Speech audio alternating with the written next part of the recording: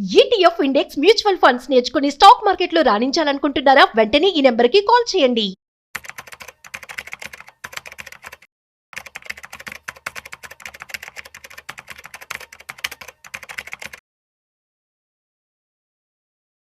Suman TV ప్రేక్షకులకు స్వాగతం. నేను doctor Anil Kumar Bachchu, certified financial planner. నిన్న సెంట్రల్ గవర్నమెంట్ ఒక major structural reform GST rationalization అని తీసుకొచ్చింది. అండ్ నిన్న జిఎస్టీ కౌన్సిల్ కూడా ఈ డిసిషన్స్ని అనౌన్స్ చేసింది. ఏదైతే ప్రధానమంత్రి మోడీ గారు ఆగస్టు 15 నాడు అనౌన్స్ చేశారో, ఇది జిఎస్టీ స్లాబ్స్ తగ్గించేసి ఏవైతే కొన్ని ఐటమ్స్ మీద జిఎస్టీ తీసేస్తామని ఆ రోజు ఇండికేషన్ ఇచ్చారు. దానికి తగ్గట్టే ఒక 15-20 డేస్లో జిఎస్టీ కౌన్సిల్ నిన్న సమావేశం జరిగింది. మొన్న సమావేశం అయ్యాక నిన్న సాయంత్రము అంటే వన్ ఆఫ్ ద మేజర్ చాలా ఒక లాస్ట్ 10-15 సంవత్సరాల్లో ఇంత మేజర్ ఎకనామిక్ డిసిషన్ అనేది అవుతుందో దానివల్ల ఇంపాక్ట్స్ ఏవైతే ఉన్నాయో మైక్రో ఎకానమీ మీద, వాటి మీద గురించి కూడా డిస్కస్ చేద్దాము.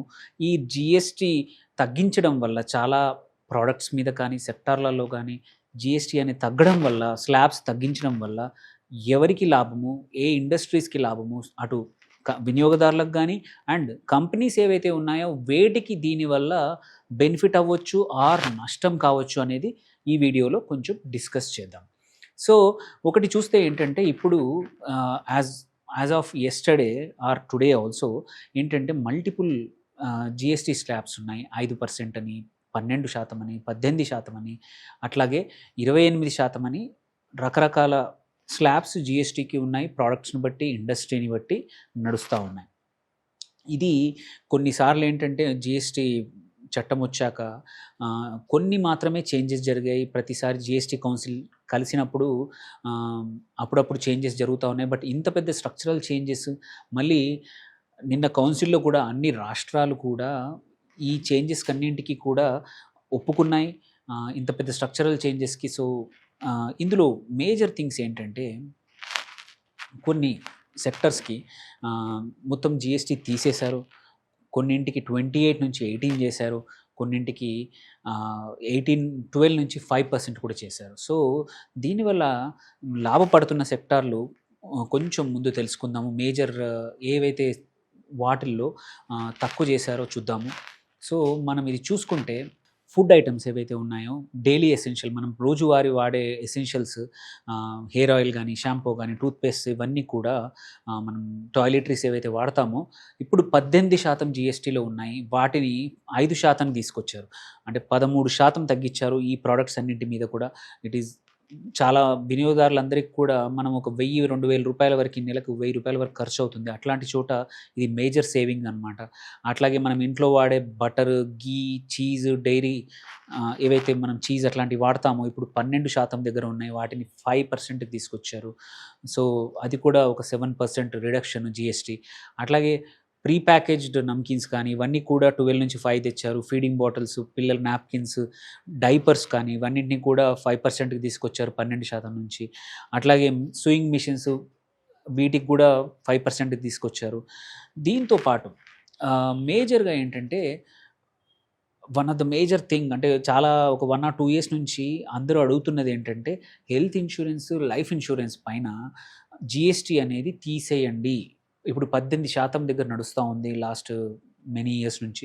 దాన్ని తీసేయండి అనేది ప్రభుత్వం విని జిఎస్టీ కౌన్సిల్ కూడా విన్నారు. నిన్న డిసిషన్ ఏంటంటే, ఇప్పుడు individual health and individual life ఇన్సూరెన్స్కు మాత్రమే 18% నుంచి 0%కి తీసుకొచ్చారు. ఎటువంటి జిఎస్టీ లేకుండా ఇప్పుడు ఈ రెండు కూడా చేయొచ్చు. ఇది మేజర్ సేవింగ్ అనమాట. అంటిల్ అండ్ అన్లెస్ ఇన్సూరెన్స్ కంపెనీలు ప్రీమియంలు పెంచకపోతే మాత్రం ఎవరైతే పెద్దవాళ్ళు, సీనియర్ సిటిజన్సే అనుకోండి, ఎవరైతే 50+ నుంచి కూడా పాలసీ ప్రీమియమ్స్ హయ్యర్గా ఉంటాయి, అలాంటి వాళ్ళు ఇప్పుడు పెద్దగా రిలీఫ్ పొందుతారు దీనివల్ల. అండ్ సైమల్టేనియస్లీ దీనివల్ల పెనిట్రేషన్, ఇంతకుముందు కాస్ట్ ఎక్కువగా ఉండి దగ్గర కాబట్టి ఇప్పుడు కొత్తగా చాలామంది హెల్త్ ఇన్సూరెన్స్ కానీ లైఫ్ ఇన్సూరెన్స్ తీసుకునే అవకాశాలు కూడా ఉన్నాయి దీనివల్ల. సో అట్లాగే చాలా మెడికల్ సెగ్మెంట్స్లో కూడా ఇందులో హెల్త్ సెగ్మెంట్లో థర్మామీటర్స్ కానీ మెడికల్ ఆక్సిజన్స్ కానీ డయాగ్నోస్టిక్స్ కిట్స్ అండ్ రియేజెంట్స్ ఇప్పుడు ఏంటంటే ప్రతి ఒక్కరికి ఇది బేసిక్ నెసెసరీ అయిపోయింది మంత్లీ మన డయాగ్నోస్టిక్స్ కిట్స్ కూడా వాటిని కూడా 12% నుంచి 5% చేశారు అండ్ మన కళ్ళకు వాడే స్పెక్టకిల్స్ వీటికి కూడా 12% నుంచి 5% చేశారనమాట సో ఇవన్నీ కూడా హెల్త్ సెక్టర్లో మేజర్ చేంజెస్ జిఎస్టీ నుంచి అండ్ మనం ఈవెన్ ఎడ్యుకేషన్ సెక్టర్లో మన పిల్లలకు స్కూళ్ళకు వాటిలో చదివే వాటికి కూడా చాలా థింగ్స్ మారిపోయాయి అక్కడ కూడా మీరు చూసుకుంటే మ్యాప్స్ చార్ట్స్ ఇట్లాంటివి కానీ పెన్సిల్స్ కానీ ఇవన్నీ స్టేషనరీ ఐటమ్స్ ఎక్సర్సైజ్ బుక్స్ ఇవన్నింటి మీద కూడా 12% నుంచి ఇప్పుడు జీరోకి తీసుకొచ్చేశారు సో ఎడ్యుకేషన్ సెక్టర్లో వాడే స్టేషనరీ కూడా మొత్తం ఎటువంటి జిఎస్టీ లేకుండా జీరో తీసుకొచ్చేశారు దాంతోపాటు ఇంకా మేజర్ థింగ్స్ అగ్రికల్చర్ రైతులకి చాలా యూజ్ అవుతుంది ఆల్రెడీ సబ్సిడీ ఇస్తూ ఉన్నారు వేరే వాటిల్లో దాంతోపాటు ఇప్పుడు ఏంటంటే ట్రాక్టర్ టైర్స్ కానీ ట్రాక్టర్స్ మీద కూడా ట్రాక్టర్ టైర్స్ ఇంతకుముందు 18 ఉండింది అది 5% తీసుకొచ్చారు ఫ్లాట్గా అగ్రికల్చర్లో చాలా ఇన్పుట్స్కి 5% తీసుకొచ్చేసారు ఇంతకుముందు 12 ఉండని 18 ఉండని మన బయోపెస్టిసైడ్స్ అనుకోండి మైక్రోన్యూట్రియంట్స్ ఏవైతే రైతులు చాలామంది వాడుతూ ఉన్నారు అట్లాగే డ్రిప్ ఇరిగేషన్ సిస్టమ్స్ స్ప్రింక్లర్స్ ఇప్పుడు నెసెసిటీ అయిపోయింది హార్టికల్చర్ క్రాప్స్ అన్నింటికి కూడా వాటిని కూడా 12% జిఎస్టీ నుంచి 5% జిఎస్టీకి తీసుకొచ్చారు అట్లాగే అన్ని అగ్రికల్చరల్ ఎక్విప్మెంట్ మిషనరీ ఏవైతే ఉన్నాయో ఫారెస్ట్లో యూజ్ చేసే మిషనరీ ఫారెస్ట్రీలో కానీ హార్వెస్టింగ్ కోసం వాడేవి అన్నీ కూడా 12% నుంచి 5% చేశారు ఇది కంపల్సరీ ఏంటంటే మన అగ్రికల్చర్ గ్రో అవ్వాలంటే ఫార్మ్ మెకనైజేషన్ ఇంప్రూవ్మెంట్ అవ్వాలి అనేది నోటెడ్ ఫ్యాక్ట్ కంపల్సరీ అవసరము సో ఈ జిఎస్టీ రిడక్షన్ అనేది ఇంకా మన అగ్రికల్చర్లో మెకనైజేషన్ ఉంది బట్ ఇంకా పెరిగే అవకాశం ఉంది దానివల్ల ప్రొడక్టివిటీ పెరగచ్చు రైతుల ఆదాయం కూడా పెరిగే అవకాశం ఉందన్నమాట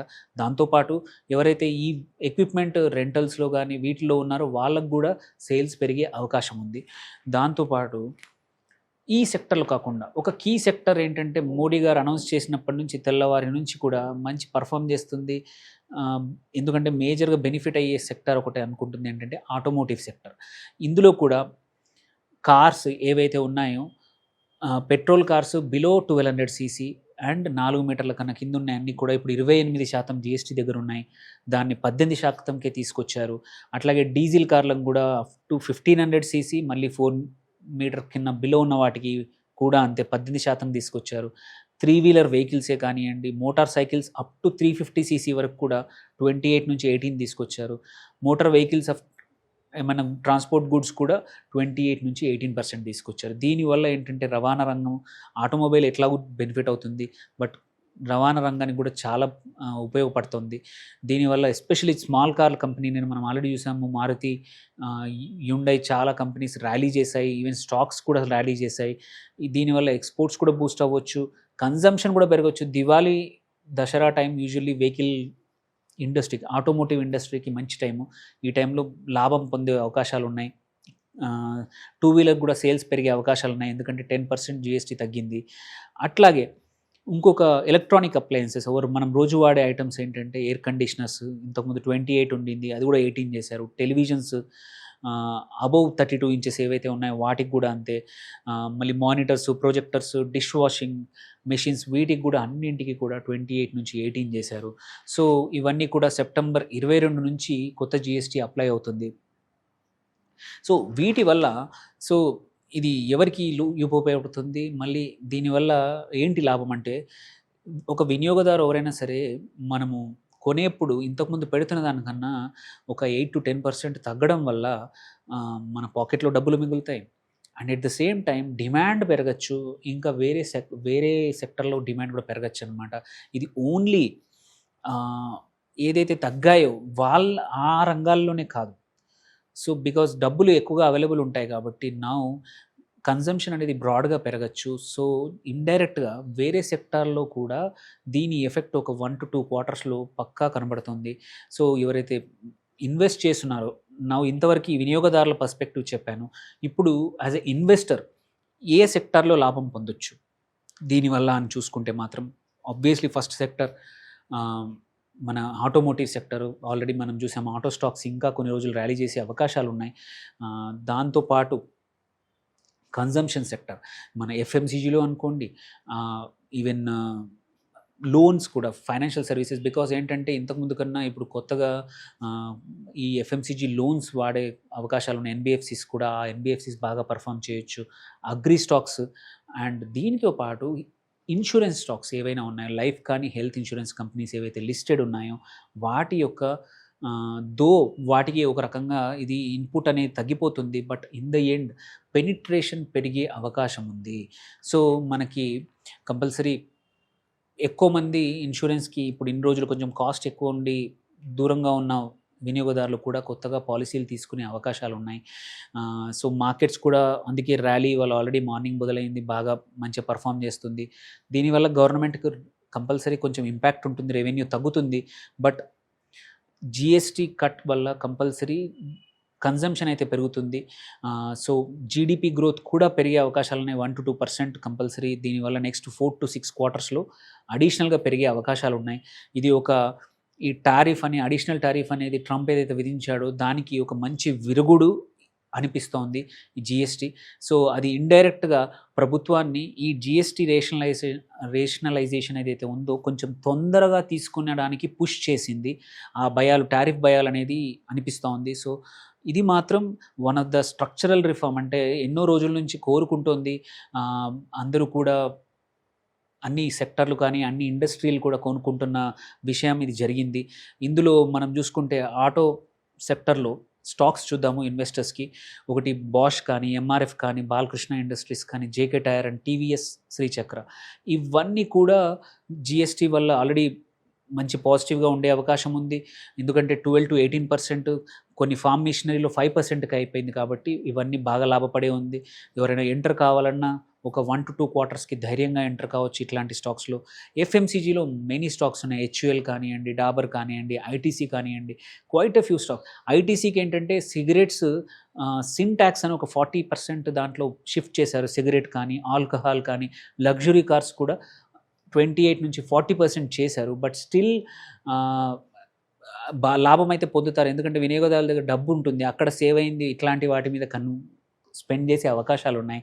అట్లాగే ఇన్సూరెన్స్ సెక్టర్లో మీరు హెచ్డిఎఫ్సి లైఫ్ కానివ్వండి, మల్టిపుల్ లిస్టెడ్ స్టాక్స్ ఉన్నాయి, హెల్త్ స్టాక్స్, వాటికి కూడా మంచిగా పర్ఫామ్ చేసే అవకాశం ఉంది.